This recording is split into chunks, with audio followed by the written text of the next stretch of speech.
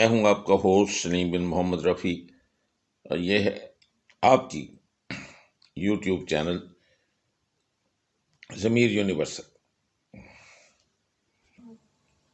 اللہ تعالیٰ فرماتے ہیں کہ ایک ایسا بادشاہ بھی اللہ تعالیٰ نے زمین پر بھیجا جس کے نام کا ذوالقرنین تھا، اور وہ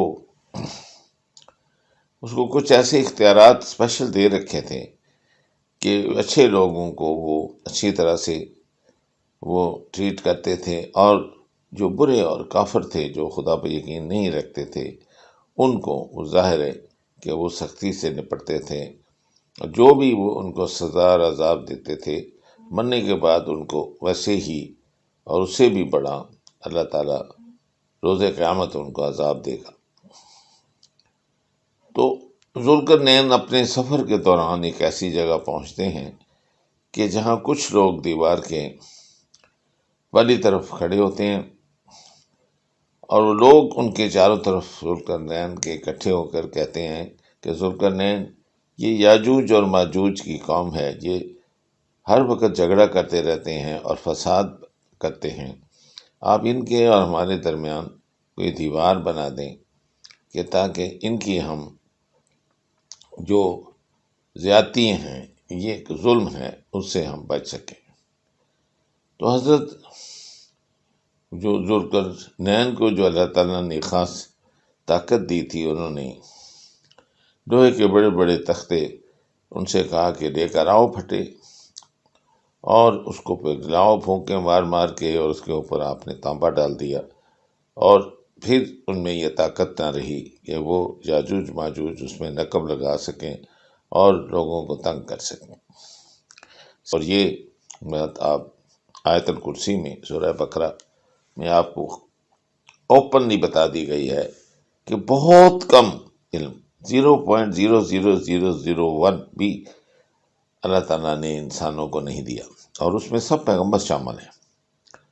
لیکن اپنی مرضی سے جسے چاہا ہے اسے اتنا علم اس کو دے بھی دیا ہے۔ اور آپ دیکھیں تو ہر پیغمبر کو بہت سی چیزیں بتا دی گئی ہیں، وہ چوزن اس کے میسنجر تھے، لیکن وہ عام آدمی پہ یہ اپلائی نہیں ہوتا، اور ان کو بھی اگر دیکھیں تو کسی کو بھی قیامت کا نہیں بتایا کیوں اور کب آئے گی۔ تو اتنے تھوڑے سے علم کے ساتھ ہم اگر بریک کریں، انسان اگر اللہ تعالیٰ کے اوپر ہی اپنے سوالات کی بچاڑ کرے، تو اس سے زیادہ آپ خود سوچ سکتے ہیں کہ انسان کے لیے شرم کی بات ہے کہ وہ علم اس کے پاس ہے نہیں، اور وہ باتیں کیے جا رہے ہیں، اور سوال ایسے کر رہا ہے جو اس کو نہ تو پتہ ہے، نہ اس کو بتایا گیا ہے، اور نہ ہی بتایا جائے گا۔ اب یہ ایک میں کئی بار دیکھتا ہوں کہ کچھ لوگ یہ جسارت کرتے ہیں کہ یہ ایک امیجنری شکل یاجوج ماجوج بنا کر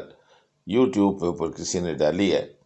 اور بتایا کہ وہ کس طرح سے انسانوں کو ختم کریں گے، کھائیں گے، مار دیں گے، اور پھر ایک 90 گردن والے کیسے جانور آئیں گے اور جو ان کو کھا جائیں گے، اور کیسے ان کے گردنوں میں ایک خاص قسم کی بو اور ایک خاص قسم کی بیماری آئے گی، اور کیسے یاجوج ماجوج جو ہیں وہ ختم ہو جائیں گے اور مر جائیں گے یا مار دیے جائیں گے۔ تو اس مختصر سے علم سے انسان کو کوشش کرنی چاہیے کہ اس طرح کی کہانی جس کے پیچھے کوئی ثبوت نہیں ہے نہ کی جائیں۔ اور میں اس لیے نہیں آپ کو یہ بتا رہا، میں اس لیے صرف بتا رہا ہوں کہ جو بھی کوئی اس کو دیکھے وہ اس پہ یقین نہ کرے کہ یہ امیجنری جو شکلیں ہیں اس کو کوئی نہیں جانتا، یہ کہیں ذکر نہیں کیا گیا، یہ کہیں ان کی یہ اس طرح کے منحوس چہرے نہیں دکھائے گئے، اور کیسے وہ انسانوں کو اٹھا اٹھا کر وہ کھا رہے ہیں، یہ سب غلط ہے۔ اور یہ بھی غلط ہے کہ ان کو کس قسم کی بیماری ہوگی، اور کس قسم کی جب وہ انسانوں کو ساروں کو مار دیں گے تو کس قسم کہ وہ کیوں اپنے تیر آسمان کی طرف کر کے گیں گے، تو پھر وہ خون سے رو کر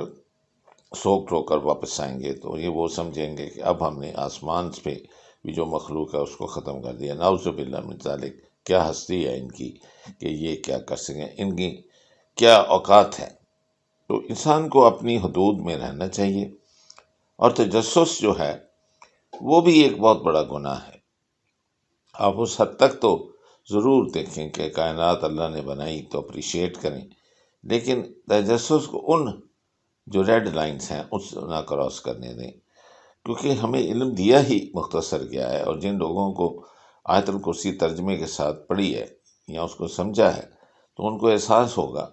کہ اتنے کم علم کے ساتھ ہمیں تو کچھ پتہ ہی نہیں ہے۔ اللہ میاں نے بہت تھوڑا سا علم انسان کو بخشا ہے، حضرت آدم کو، ان کی اولاد کو، حضرت نوح کو، حضرت ابراہیم علیہ السلام اور ان کے سے سب پیغمبر جو آئے ہیں، حضور پاک محمد مصطفیٰ تک، وہ سب شامل ہیں۔ کچھ کو ظاہر ہے کہ اللہ تعالیٰ نے خاص طاقت دی، جیسے حضرت عیسیٰ علیہ السلام کو دی، حضرت سلیمان اسلام کو دی، حضرت نوح علیہ السلام کو دنیا کا جو ختم عذاب کا سارا بتایا، حضرت ابراہیم علیہ السلام کو دی۔ ہر پیغمبر کو اللہ نے اپنی مرضی سے جو خاص صلاحیت یا خاص علم تھا وہ بخشا، لیکن یہ بھی اتنا مختصر ہے کہ کائنات کا اتنا کچھ ہے وہ اللہ نے اپنے پاس رکھا ہے، ان الفاظ کے ساتھ کہ آپ اس سے یہ سبق سیکھیں گے کہ ہمارا شکر کریں جو علم ہمیں اللہ نے دیا ہے، مختصر دیا ہے، اور وہ ہمارے لیے کافی ہے۔ یہ سوال نہیں کریں کہ قیامت کب آئے گی اور کیا ہوگا، یہ جب آئے گی تو ہر ایک ڈر رہا ہوگا۔ جب وہ نامہ اعمال کی کتاب اس کے سامنے کھول کے رکھی ہوگی تو ہم دیکھیں گے سب کے گناہ گار اس سے ڈر رہے ہوں گے کہ اس میں چھوٹی سے چھوٹی بات اور بڑی سے بڑی بات لکھ رکھی ہوگی، اور جو گناہ گار ہوں گے وہ اس کو پڑھ کر ڈر رہے ہوں گے کہ ہائے اللہ، یہ کیا ایسی کتاب ہے کہ جس میں ہر چیز لکھ رکھی ہے۔ تو میری یہ گزارش ہے